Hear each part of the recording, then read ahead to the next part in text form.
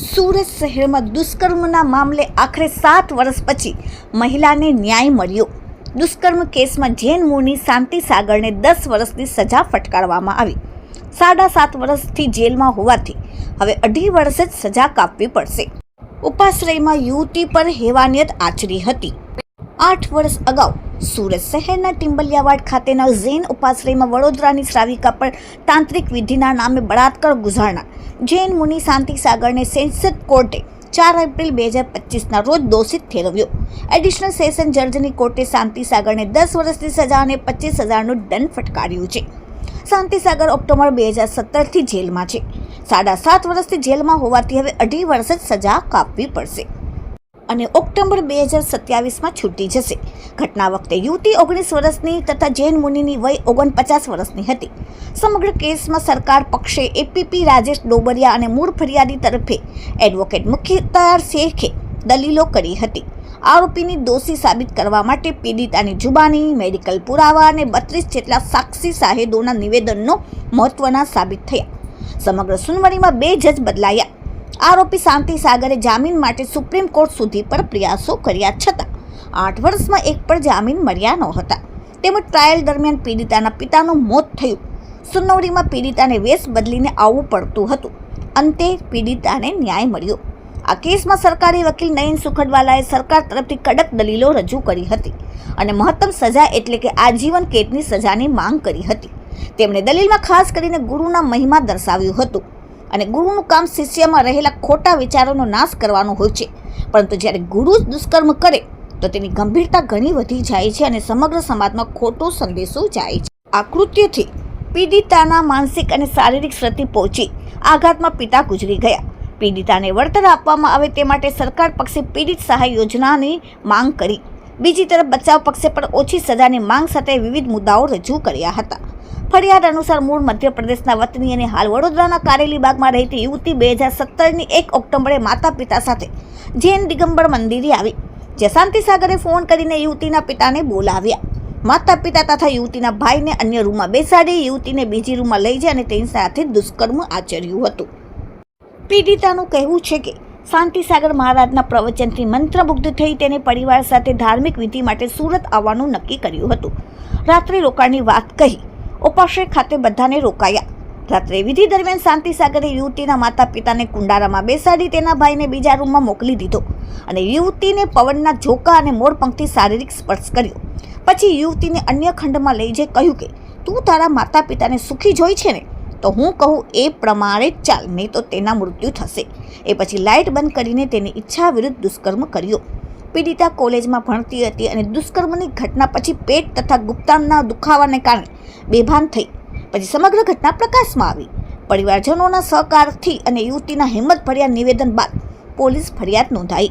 Athwa police મથકે case નોંધાયા બાદ તત્કાલ નિવેદન લેવામાં આવ્યું અને એ આધારે જૈન મુનિ શાંતિ સાગરની ધરપકડ ઓક્ટોબર 2017માં કરવામાં આવી હતી। Bureau report, daily India TV, Surat. શાંતિ સાગરના કેસમાં ગઈકાલે સુરતના એડિશનલ સેશન જજ શ્રી એડી શાહ સાહેબે આરોપીને કસૂરવાર ઠેરવા છે અને આજે સજા બાબતેની દલીલ રાખવામાં આવેલી। બંને પક્ષની દલીલો આજે પૂર્ણ થઈ। સૌપ્રથમ બચાવ પક્ષે આરોપીને કેમ ઓછી સજા કરવી તેના મુદ્દાઓ રજૂ કર્યા। ત્યારબાદ સરકાર પક્ષે દલીલ કરવામાં આવી અને આરોપીને મહત્તમ સજા કેમ કરવી જોઈએ તે બાબતેની દલીલ કરવામાં આવી। દલીલ કરતી વખતે સરકાર પક્ષે અમે જણાવ્યું કે કાયદામાં મહત્તમ સજા અને મિનિમમ સજા એ 2 કેમ રાખવામાં આવી છે, એ કેમ ડિસ્ક્રિશન વાપરવું જોઈએ તે બાબતની દલીલો કરી અને જણાવ્યું કે ભાઈ ગુનો કોણ આચરે છે, કેવી રીતે આચરે છે, કોની ઉપર ગુનો આચર્યો છે અને એની સમાજમાં શું અસર, આ તમામ પાસાઓ જોવા જોઈએ।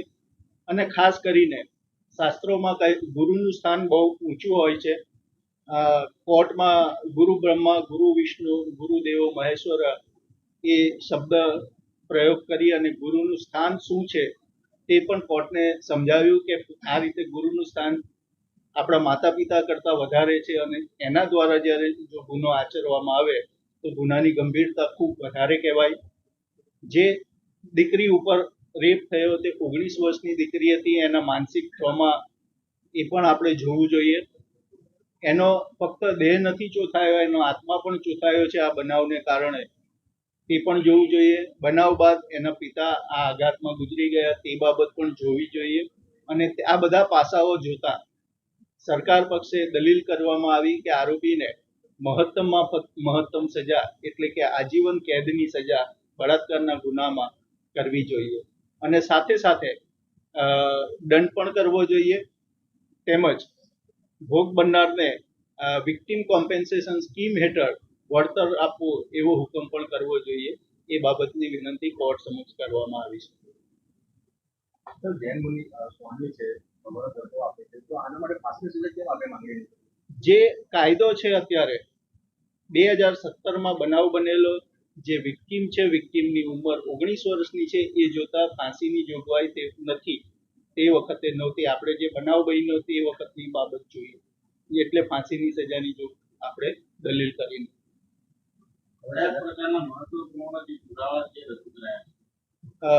ભોગ બનનારની જુબાની રજૂ કરવામાં આવી, એના પરિવારજનોની જુબાની રજૂ કરવામાં આવી, પંચનામા, CC camera footage, scientific evidence, medical evidence આ બધા રજૂ કરવામાં આવે. એવો કોઈ ઉદાહરણ દાખલો પણ આપવામાં આવ્યો દલીલ દરમિયાન મેં જે કોર્ટને કહ્યું કે ગુરુ બ્રહ્મા, ગુરુ વિષ્ણુ, ગુરુ દેવો મહેશ્વરા, ગુરુનું સ્થાન શું છે, સર્જન કરવાનું, પાલન કરવાનું, અને જે એનો શિષ્ય છે તેનામાંથી ખોટી આદતો એનો વિનાશ કરવાનું એનું કામ છે. એની જગ્યાએ આએ નથી સર્જન કર્યું, નથી પાલન કર્યું, પણ છોકરીને ચૂકી કાઢી છે, એટલે આ ગુનાની ગંભીરતા વધારે.